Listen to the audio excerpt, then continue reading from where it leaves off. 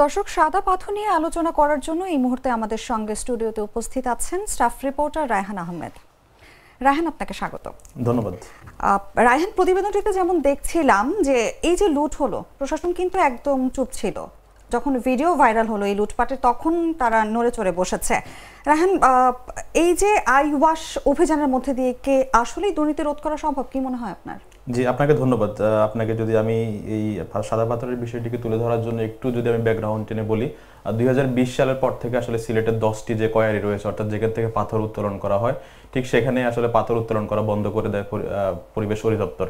এবং সেখানে মানুষ গত 5 বছর থেকে পাথর উত্তোলন করতে পারেনি। ঠিক গত 5 আগস্ট যখন ছাত্র জনতার গণ অভ্যুত্থানের পর থেকে কিন্তু যারা পাথর লুট করে তারা সক্রিয় হতে থাকে। এবং আমরা যেমনটা রিপোর্টে দেখেছিলাম, সেখানে বিএনপির আসলে যারা পাথর লুট করে তাদের মধ্যে 90% মানুষ ছিল বিএনপি। এবং সেখানে আমরা দেখেছি যে জামাত ইসলামী এবং এনসিপি সহ আরো অন্যান্য রাজনৈতিক দলের কিন্তু অভিযোগ এসেছে।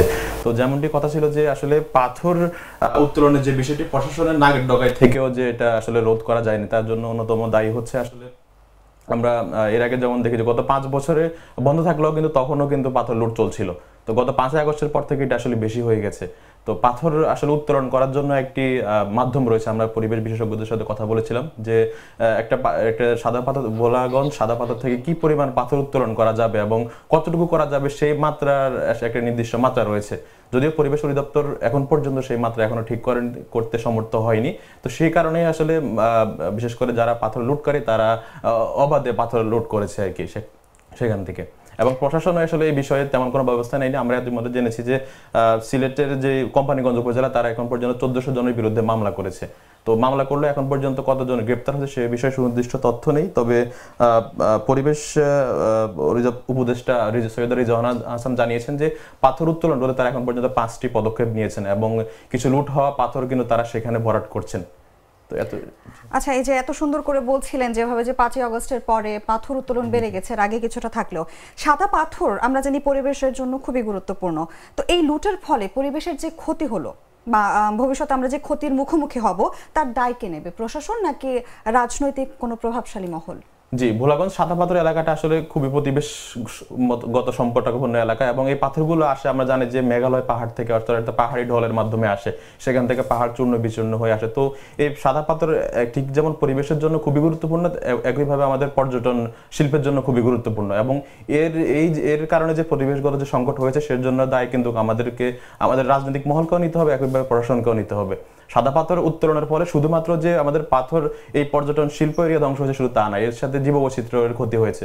আমরা জানি যে সাদা পাথর এলাকায় কিছু বিভিন্ন জীববৈচিত্র্য রয়েছে, কিছু প্রাণী রয়েছে এবং এই পাথরগুলো উত্তোলনের পরে বিভিন্ন যে খাদা খনন হয়েছে, সেখানে কিন্তু এই পরিবেশগত মাছ সহ আরো বিভিন্ন প্রাণী আসলে তাদের জীবন বৈচিত্র্য হুমকির মুখে পড়েছে।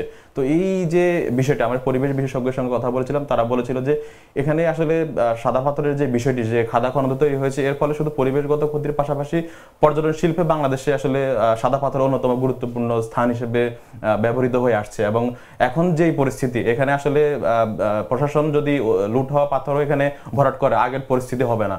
অর্থাৎ একটা সময় পাহাড়ি ঢল যে পাথরের উপর দিয়ে যে পানির স্রোত ছিল, সেই স্রোত কিন্তু এখন পানির প্রবাহ গতি নষ্ট হয়ে গেছে, যার ফলে হচ্ছে এখন পাথর দিলেও সেটা সম্ভব হবে না। অর্থাৎ এখানে পরিবেশগত যে ক্ষতি হয়েছে সেই ক্ষতি পুষিয়ে আনা আগামী 1-2 বছরের মধ্যে অসম্ভব বলে তারা মনে করছেন।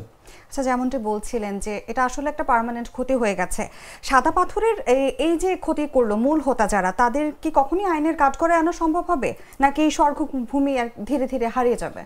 জি, আসলে এখানে প্রশাসন যেহেতু গত 5 আগস্টের পর থেকে গত 1 বছরে যে পরিমাণ পাথর লুট হয়েছে সে বিষয়ে প্রশাসন এখন যেহেতু একটু নড়ে চড়ে বসেছে, সেক্ষেত্রে প্রশাসন 5টি পদক্ষেপ নিয়েছে।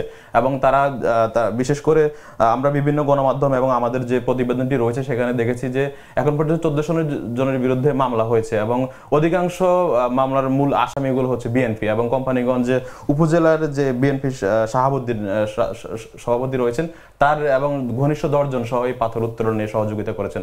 এবং এখানে শুধু পাথর যারা উত্তোলন করে তারা নয়, পাথর শ্রমিক থেকে শুরু করে যে পাথরের ক্র্যাশার যে মিলগুলো রয়েছে, মালিক থেকে শুরু করে রাজনৈতিক মানুষ এবং সেখানকার স্থানীয় মানুষ যারা পাথর উত্তোলন করে জীবিকা নির্বাহ করে, তাদেরও কিন্তু একটা যোগ সাজস রয়েছে এই পাথর উত্তোলনকে কেন্দ্র করে। তো এখন প্রশাসন যদি এদেরকে গ্রেপ্তার করে, এবং আরেকটা বিষয় জানিয়ে রাখে যে 2020 সালে, অর্থাৎ আমি যেমনটি বলেছিলাম যে কতটুকু পাথর উত্তোলন করা যাবে, সাদা পাথর সহ বাংলাদেশের যেসব স্থান থেকে পাথর উত্তোলন করা যায়, সেই বিষয়ে একটা বিশেষজ্ঞ কমিটি হয়েছে। সেই কমিটি ঠিক করবে যে আসলে পাথর যেখান থেকে উত্তোলন করা হয় সেখান থেকে ঠিক কত ঘনফুট পাথর উত্তোলন করা যাবে এবং কতটুকু মাত্রায় উত্তোলন করা যাবে। সেই বিশেষজ্ঞ কমিটি এখন পর্যন্ত কোনো মাত্রা নির্ধারণ করতে পারেনি, অর্থাৎ পাথর উত্তোলন নিয়ে এখন পর্যন্ত কোনো আইন নেই বাংলাদেশে, যার ফলে হচ্ছে যে এই অপরাধগুলো ক্রমেশ বেড়ে চলছে। এবং মানুষও যেহেতু সেখানকার অনেক রাজনৈতিক মানুষ এবং প্রশাসন এবং যারা জীবিকা নির্বাহ করে সবার একটা সম্মিলিত ঐক্যে আসলে পাথরগুলো লুট হয়েছে। তবে বাংলাদেশের যে পরিস্থিতি, যে আমরা যেমনভাবে বালু উত্তোলন করা হয় তেমনিভাবে পাথর উত্তোলন করা হয়েছে, কিন্তু কোনো কিছুরই মাত্রা তারা আসলে ফলো করে নাই। তো মাত্রা আমরা পরিবেশ বিশেষজ্ঞদের সঙ্গে কথা বলেছিলাম, তারা জানিয়েছেন যে যদি মাত্রা থাকতো পরিবেশ অধিদপ্তর কর্তৃক, তখন হচ্ছে মানুষ আসলে এই মাত্রা নির্ধারণ করে কিন্তু পাথর উত্তোলন করতো। তখন আমাদের পরিবেশগত বৈষম্য বজায় থাকতো, মানুষের পাথর উত্তোলন করে আমাদের যে চাহিদা বা মানুষের যে জীবিকা নির্বাহ সেটাও সম্ভব হতো। তো সেই জন্য সবাই দাবি জানিয়েছেন যে পাথর উত্তোলনের জন্য নির্দিষ্ট একটা মাত্রা থাকা প্রয়োজন। আমাদেরও প্রত্যাশা থাকবে যাতে এই লুটপাটের সাথে জড়িত যে মূল হোতা তারাও যাতে আইনের কাঠগড়ায় আসে এবং আইনের কাঠগড়ায় এনে যাতে তাদের উপযুক্ত শাস্তি দেওয়া যায়। রায়হান, আপনাকে অসংখ্য ধন্যবাদ আজকের আলোচনায় উপস্থিত থাকার জন্য। Thank you. আমার একটা স্মার্ট সিদ্ধান্তে 25% গ্যাসের খরচ কমেছে। ভাবছেন কিভাবে? সাধারণ গ্যাস স্টোভ বদলে আমি এনেছি আরএফএল গ্যাস স্টোভ। এর সাইন্টিফিক নজল ও ব্রাস বার্নার ক্যাপ সমানভাবে তাপ ছড়িয়ে রান্না করে দ্রুত, তাই গ্যাসও বাঁচায় 25%, টাকাও বাঁচে 25%। আরএফএল গ্যাস স্টোভ নিরাপদ ও গ্যাস সাশ্রয়ী।